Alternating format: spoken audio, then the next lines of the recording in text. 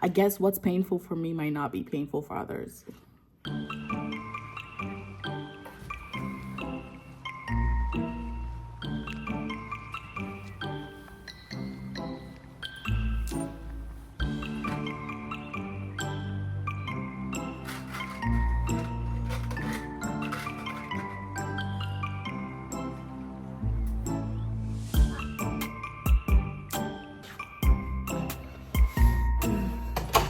Let me get tea and then we'll talk.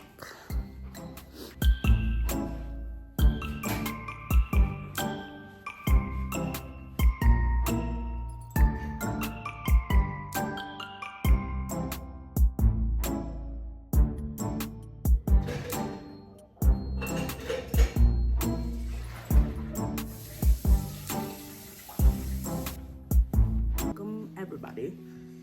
So I'm cozy. I have a few things I want to talk about. Let's get started. When I was doing my IVF, story time. When I was doing my IVF and we were doing the egg retrieval, it was egg retrieval day. So pumped, so excited. Guess what happened, guys? You know, they tell you, oh, empty out your bladder for this one, you know, like when they're doing the ultrasounds, then you have to have a full bladder. But when it was the egg retrieval, it was like, okay, make sure you empty out your bladder. I'm in my robe. I've tried to empty out my bladder all day, all morning, nothing. I get to the hospital, right? And I get in my robe. Again, empty up, make sure your bladder is empty, make sure your bladder is empty. I tried. I really, really tried. I pressed on my bladder and everything. Nothing came out. I was like, I guess I don't have to pee. Like, I guess I don't have to pee. So I told my husband, I don't feel the pee coming. I don't feel like it's not happening. So I think I'm good. I'm ready. I told the doctors, I'm like, I'm good. I tried to pee, nothing came out. It's fine. Tell me why. During my, so they put me under, I think it was anesthesia. I don't know how to say this right. Anesthesia. Oh my gosh. English is not my first language. I'm sorry.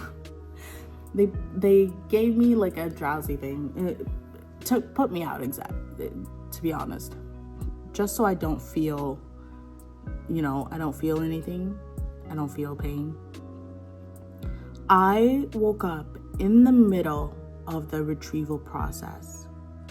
I wouldn't even call it the middle. I woke up during the process and I see a bunch of people surrounding me. I'm on that chair with my legs suspended up. V to the world, guys, V to the world. And I felt so much pain in that moment. So much pain. I was holding on to the nurse that was next to me crying. I'm like, oh my God. I woke up because of the pain. It was a lot of pain that it took me out of, regardless of them giving me something to literally put me to sleep. It took me out.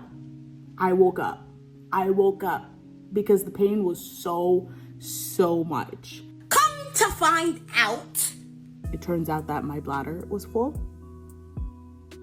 Yeah, my bladder was full, guys. Yeah. Remember when I said that I didn't have to pee? I don't know what was wrong with my body. My body was probably so nervous that it just refused to pee. I was probably just shaking in my boots that I didn't project it outwardly, but I really needed to pee, but it didn't come out. Nothing came out, so I thought, oh, my bladder's empty. Get to the procedure, my bladder's full. Guess what they had to do, guys? They had to put a catheter up and physically drain the pee out of my body for me. That was the most painful situation I have ever been in my entire existence on planet Earth. It was pain like I've never felt in my entire life, guys. Maybe because that's never, my pain tolerance is like 0. So, okay, no, you know what? I'm gonna give myself credit. My pain tolerance is like maybe like a 4, a 3 or 4. It's not 0 entirely. It's like a 3 or 4. I'm gonna give myself that. So during the process, I wake up and my husband proceeds to tell me, after that, my husband proceeds to tell me, yeah, they had to drain your bladder because it was a lot in there. And I remember just screaming and people surrounding me. Like I woke up disorientated, just like in a lot of freaking pain, guys. Pain. This is why I now have this fear of catheters being put in me or anything really. I'm scared, but at the same time, I'm praying that, I don't have to undergo any more things. I'm really praying for God to bless me and give me the fruit of the womb outside of medical intervention, because I think I've had enough, and I don't want to give up on trying. As heartbreaking and hard as it has been, I've gone through up and down cycles. Like I said, hope, depression, nonchalant, hope, depression, nonchalant, hope, depression, nonchalant for a long time. And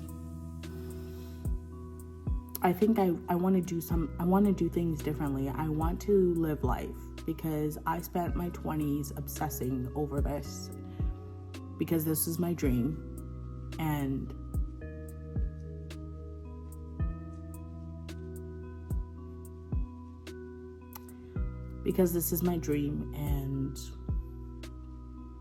I really want this for my family, for my husband and I. And it's just, for some reason, it wasn't time. I am a true believer of people are born when they're supposed to be born, and it matters. So I'm just viewing it as it wasn't time for our baby, our little one, to be born yet, to fulfill their purpose. They need to be born at a certain time, certain day, certain year, certain month. And I think that's what keeps me hopeful. Otherwise, I don't know. I got nada. I'm going to try and document my process, my story. I'm going to try and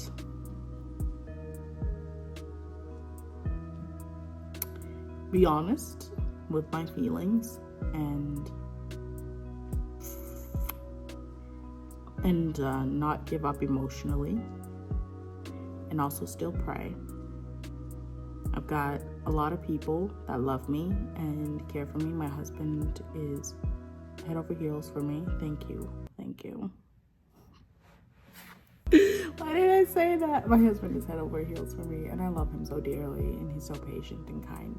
I just know that we're both, he feels it in his own way, but we both want to be parents, and it's hard, Everybody else around you is popping them out like they're popcorn. You get one, you get one, you get one. And we're just like, we want one, we want one, we want one. I guess that's my nicer way of saying it. I'm trying to be playful in a serious situation, and I don't think it's working. Anyways, I'll see you tomorrow.